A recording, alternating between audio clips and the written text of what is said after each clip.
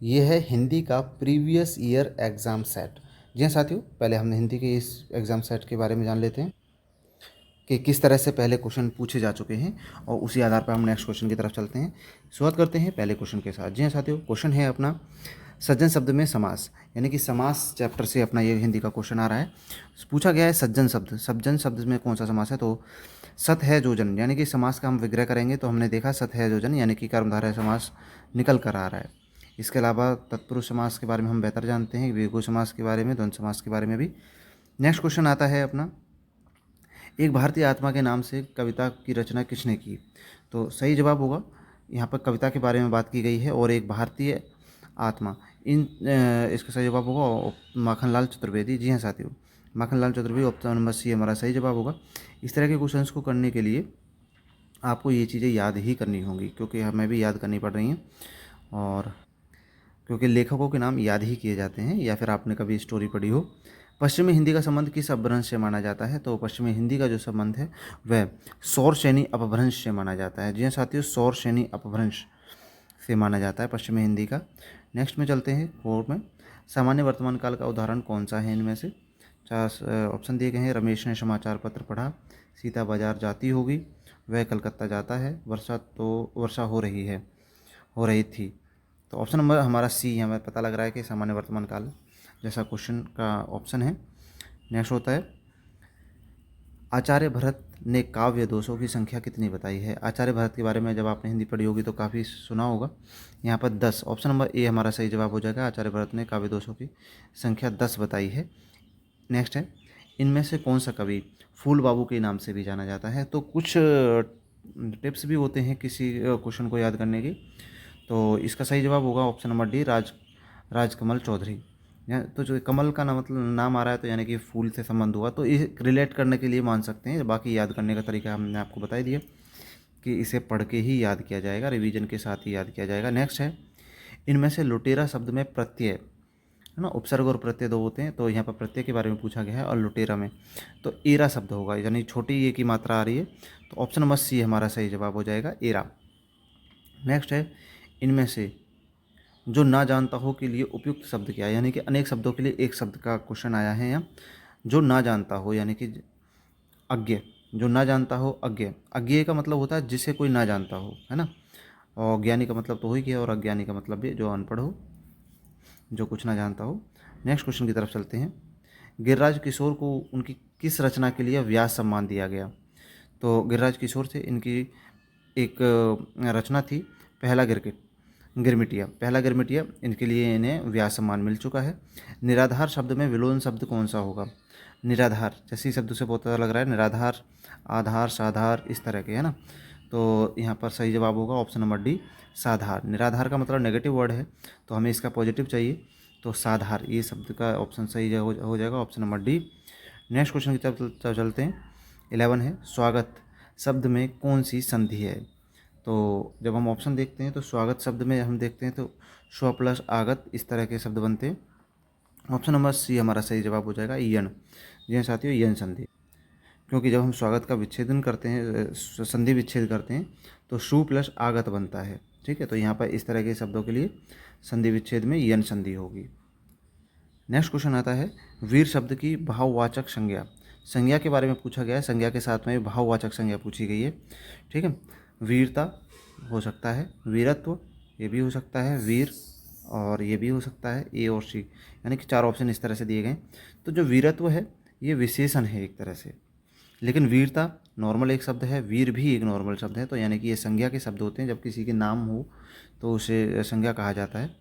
तो वीरता और वीर ये सब भाव दोनों ही भाववाचक संज्ञा हैं, तो ऑप्शन नंबर डी हमारा सही जवाब होगा, ए और सी। नेक्स्ट क्वेश्चन आता है हमारा 13 क्वेश्चन है, किसी के द्वारा कहे गए वचन को ज्यों को त्यों लिखने के लिए किस चिन्ह का प्रयोग किया जाता है, तो सही जवाब होगा हमारा, जब हम चिन्हों को पढ़ते हैं तो हम देखते हैं कि कब ऐसा इस्तेमाल किया जाता है, तो उद्धरण जो चिन्ह आता है, यानी कि जो इस तरह से है ना, किसी बुक का नाम हो या फिर कोई ऐसा डायलॉग जो किसी स्वतंत्रता सेनानी द्वारा या फिर किसी महान व्यक्ति द्वारा ऐसा ही हमें आगे बताना हो, तो उसे उद्धरण चिन्ह के द्वारा सुरक्षित रखा जाता है, ठीक है। ओके, ऑप्शन नंबर बी हमारा सही जवाब होगा। नेक्स्ट क्वेश्चन की तरफ चलते हैं। प्रश्न में 4 विकल्पों में दिए गए शब्द के सही समास वाला विकल्प पहचानिए। तो चंद्रशेखर, तो जब हम इसका समास विग्रह करते हैं तो देखते हैं कि चंद्र है शिखर पर जिसके, चंद्र है जिसका नाम चंद्र के समान है जो, चंद्र के जैसा है जो, तो शेखर भी आ रहा है और चंद्र भी आ रहा है, तो चंद्र है शिखर पर जिसके, तो ऑप्शन नंबर ए हमारा सही जवाब हो जाएगा यहाँ पर। Very good, very good. Next question की तरफ बढ़ते हैं। निम्नलिखित प्रश्न में 4 विकल्प दिए गए हैं, जिनमें से उस विकल्प का चयन करें जो शब्द वाक्य का सबसे उपयुक्त एक शब्द विकल्प है, जिसका उत्साह नष्ट हो गया हो। तो जिसका उत्साह नष्ट हो गया हो, ऐसे शब्द, ऐसे वाक्य के लिए क्या शब्द देंगे हम?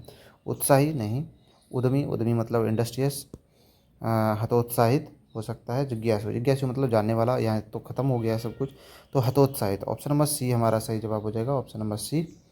ठीक है। नेक्स्ट आता है, एन वक्त में कौन सा उपसर्ग है? एन उपसर्ग पूछा गया है, देखो यहाँ ध्यान देना, पहले प्रत्यय था अब उपसर्ग है।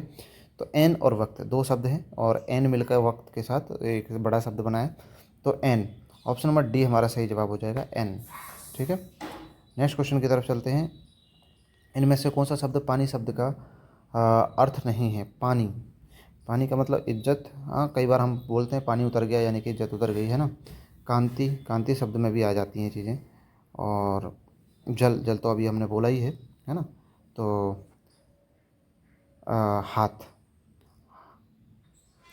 तो ऑप्शन नंबर हमारा डी सही जवाब हो जाएगा, हाथ। पानी शब्द का जो अर्थ है वह हाथ नहीं है। इसके अलावा इज्जत, कांति और जल है। इसके अलावा मान प्रतिष्ठा वाले जो शब्द होते हैं वे भी पानी में बोले जा सकते हैं। खत्री शब्द का तत्सम रूप कौन सा है? तत्सम और तद्भव 2 शब्द होते हैं, है ना। तो तत्सम यानी कि संस्कृत वाला शब्द, तो खत्री का मतलब क्षत्रिय होता है। ऑप्शन नंबर ए हमारा सही जवाब होगा, क्षत्रिय। खत्री का मतलब क्षत्रिय होता है।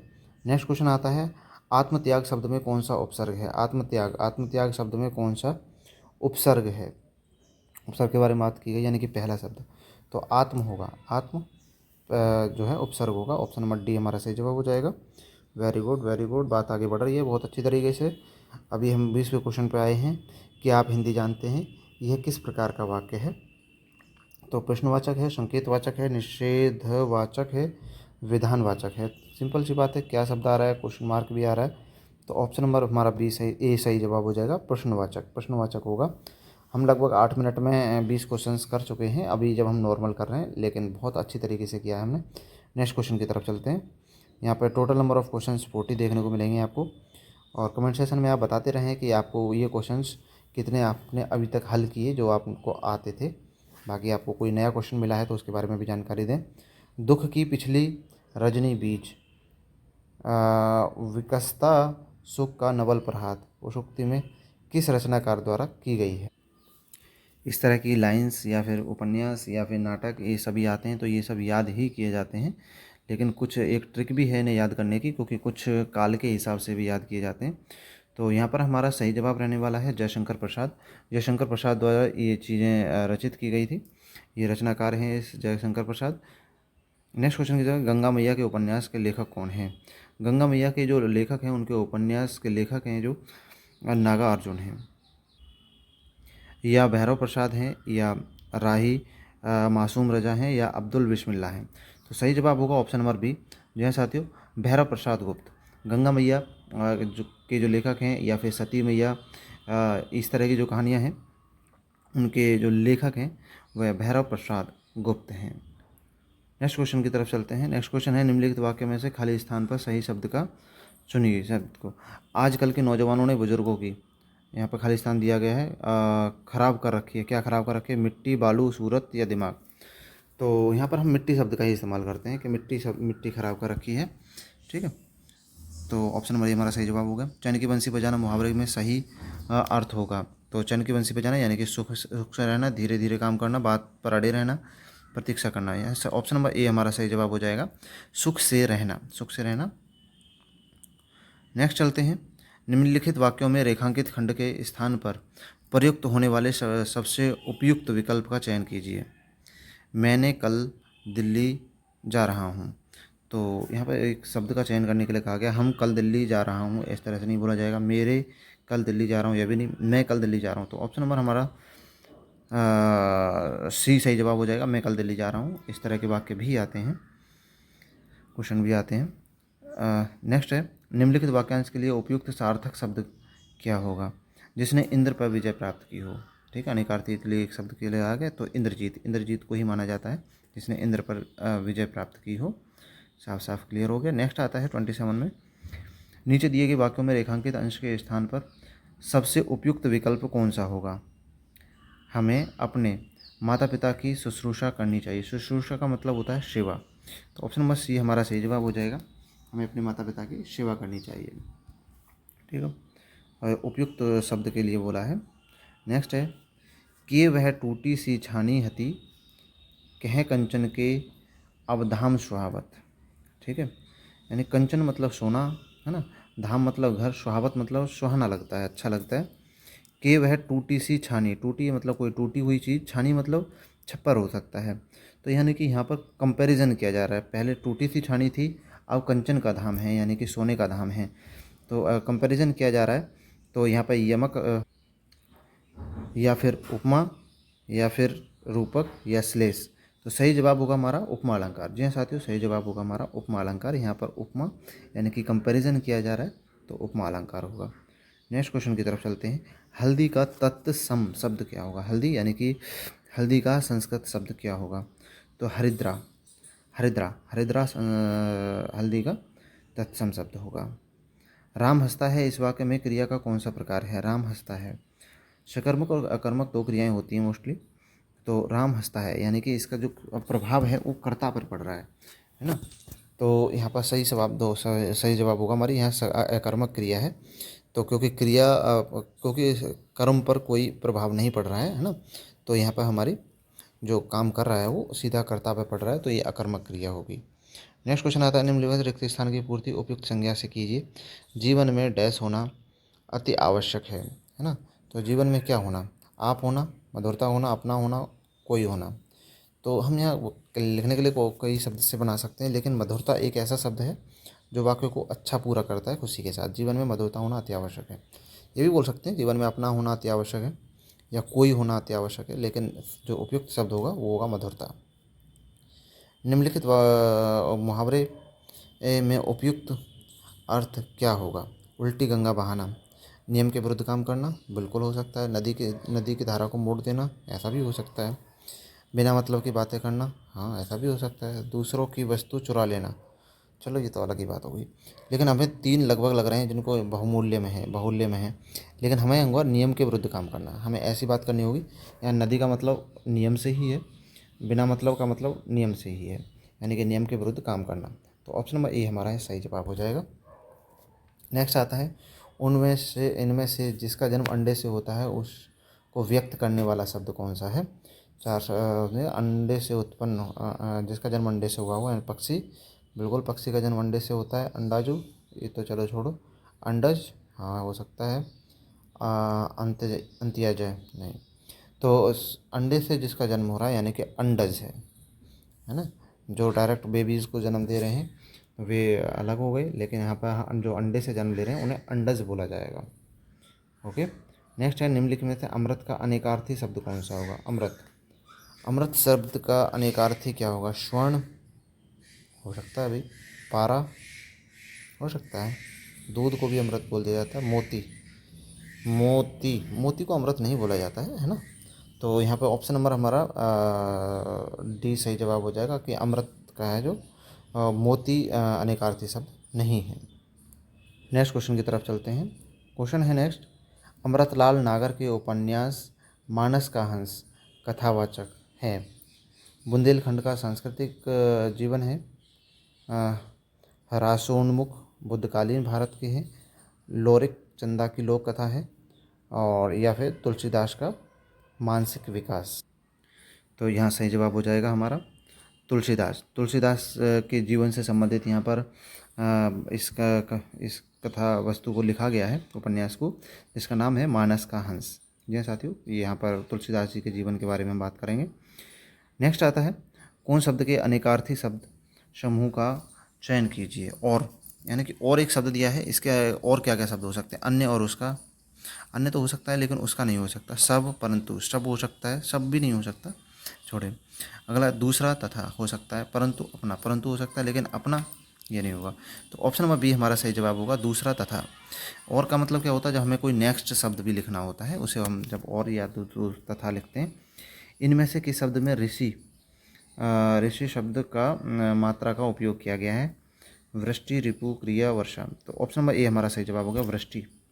वृष्टि शब्द में इस्तेमाल किया गया है।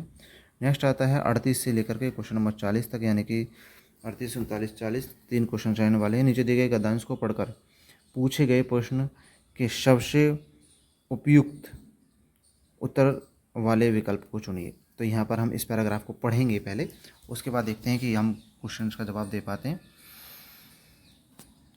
स्टार्ट करते हैं।